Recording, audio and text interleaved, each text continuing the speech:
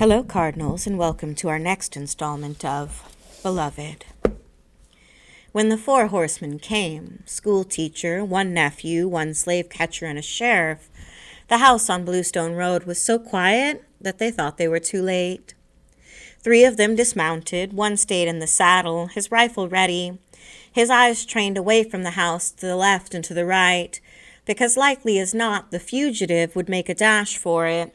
Although sometimes, you could never tell, you'd find them folded up tight somewhere, beneath floorboards, in a pantry, once in a chimney.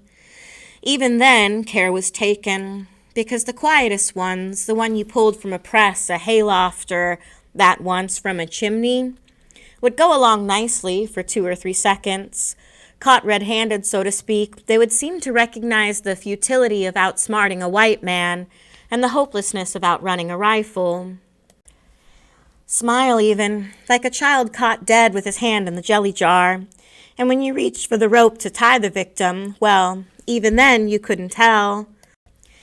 The very, with his head hanging a little jelly jar smile on his face, could all of a sudden roar, like a bull or some such, and commence to do disbelievable things.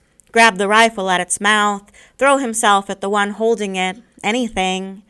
So you had to keep back a pace, leave the tying to another.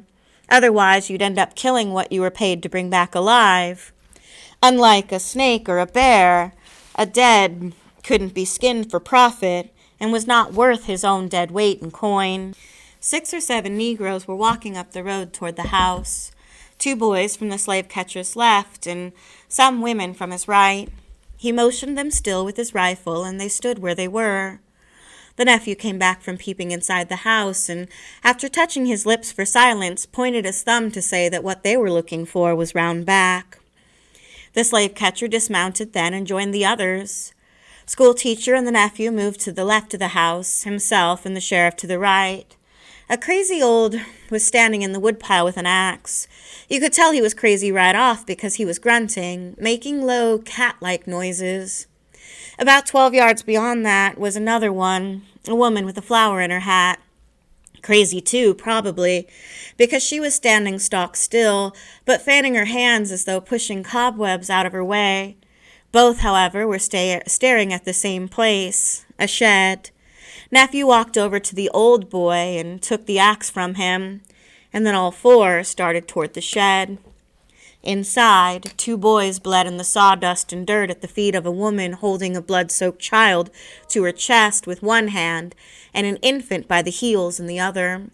She did not look at them. She simply swung the baby toward the wall planks, missed, and tried to connect a second time, when out of nowhere, in the ticking time the men spent staring at what there was to stare at, the old boy, still mewing, ran through the door behind them and snatched the baby from the arc of its mother's swing. Right off it was clear, to schoolteacher especially, that there was nothing there to claim.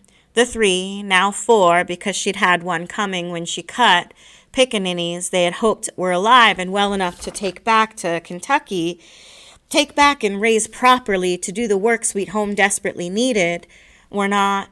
2 were lying open-eyed in sawdust, a 3rd pumped blood down the dress of the main one, the woman schoolteacher bragged about, the one he said made fine ink, damn good soup, pressed his collars the way he liked, besides having at least 10 breeding years left. But now she'd gone wild due to the mishandling of the nephew, who'd overbeat her and made her cut and run. Schoolteacher had chastised that nephew, telling him to think, just think, what would his own horse do if you beat it beyond the point of education? Or Chipper or Samson? Suppose you beat the hounds past that point that-a-way. Never again could you trust them in the woods or anywhere else.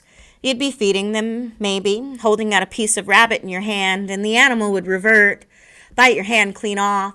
So he punished that nephew by not letting him come on the hunt. Made him stay there, feed stock, feed himself, feed Lillian, tend crops. See how he liked it. See what happened when you overbeat creatures that God had given you the responsibility of. The trouble it was, and the loss. The whole lot was lost now, 5. He could lay claim to the baby struggling in the arms of the mewing old man, but who'd tend her? Because the woman, something was wrong with her. She was looking at him now, and if his other nephew could see that look, he would learn the lesson for sure. You just can't mishandle creatures and expect success. The nephew, the one who had nursed her while his brother held her down, didn't know he was shaking.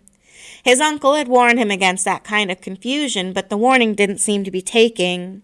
What'd she go and do that for? On account of a beating? Hell, he'd been beat 1,000,000 times, and he was white. Once it hurt so bad and made him so mad he smashed a well bucket. Another time he took it out on Samson. A few tossed rocks was all, but no beating ever made him.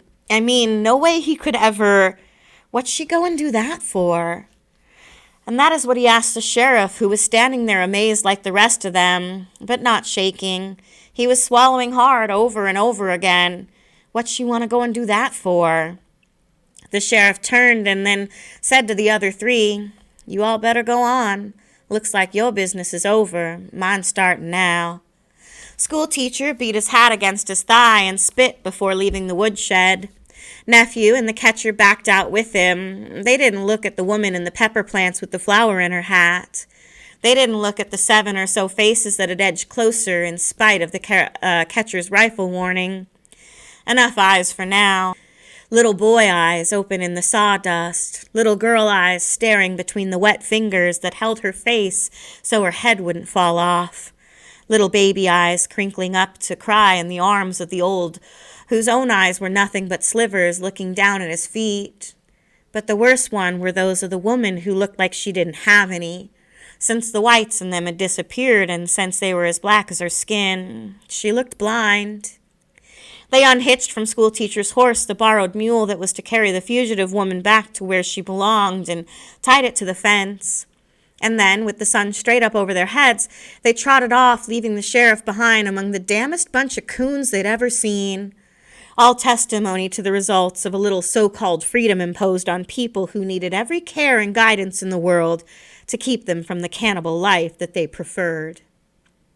The sheriff wanted to back out too. To stand in the sunlight outside of the place meant for housing wood, coal, kerosene, fuel for cold Ohio winters, which he thought of now, while resisting the urge to run into the August sunlight. Not because he was afraid, not at all. He was just cold, and he didn't want to touch anything. The baby in the old man's arms was crying, and the woman's eyes with no whites were gazing straight ahead. They all might have remained that way, frozen until Thursday, except one of the boys on the floor sighed, as if he were sunk into the pleasure of a deep, sweet sleep. He sighed, the sigh that flung the sheriff into action. "I'll have to take you in. No trouble now. You've done enough to last you. Come on now." She did not move. "Come quiet here, and I won't have to tie you up." She stayed still, and he had made up his mind to go near her and some kind of way bind her wet red hands when a shadow behind him in the doorway made him turn. With a flower in her hat had entered.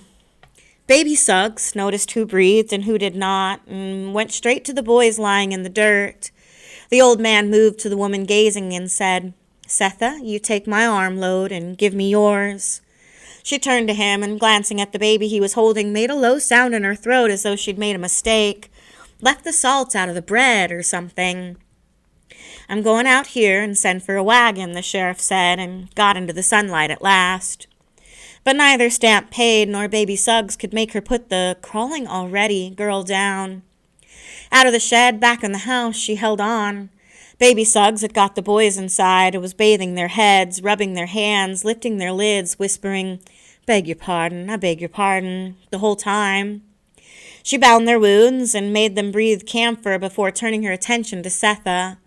She took the crying baby from Stamp Paid and carried it on her shoulder for a full 2 minutes and then stood in front of its mother.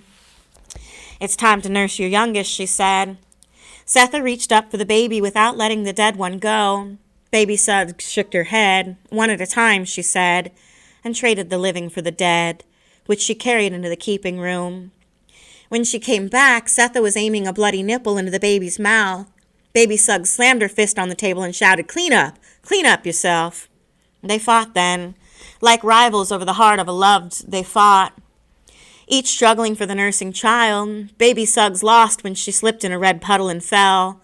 So Denver took her mother's milk right along with the blood of her sister. And that's the way they were when the sheriff returned, having commandeered a neighbor's cart and ordered Stamp to drive it. Outside, a throng now of black faces stopped murmuring. Holding the living child, Setha walked past them in their silence and hers. She climbed into the cart, her profile knife clean against a cheery blue sky. A profile that shocked them with its clarity. Was her head a bit too high? Her back a little too straight? Probably. Otherwise, the singing would have begun at once. The moment she appeared in the doorway of the house on Bluestone Road, some cape of sound would have quickly been wrapped around her like arms to hold her and steady her on the way. As it was, they waited till the cart turned about, headed west to town, and then no words. Humming, no words at all. Baby Suggs meant to run, skip down the porch steps after the cart, screaming, "No, no, don't let her take the last one, too." She meant to. She had started to. But when she got up from the floor and reached the yard, the cart was gone and a wagon was rolling up. A red-haired boy and a yellow-haired girl jumped down and ran through the crowd toward her. The boy had a half-eaten sweet pepper in one hand and a pair of shoes in the other. "Mama says Wednesday." He held them together by their tongues. "She says you got to have these fixed by Wednesday." Baby Suggs looked at him, and then at the woman holding a twitching lead horse to the road. "She says Wednesday, you hear? Baby? Baby?" She took the shoes from him, high-topped and muddy, saying, "I beg your pardon, Lord, I beg your pardon, I sure do." Out of sight, the cart creaked on down Bluestone Road. Nobody in it spoke. The wagon rock had put the baby to sleep. The hot sun dried Setha's dress, stiff, like rigor mortis.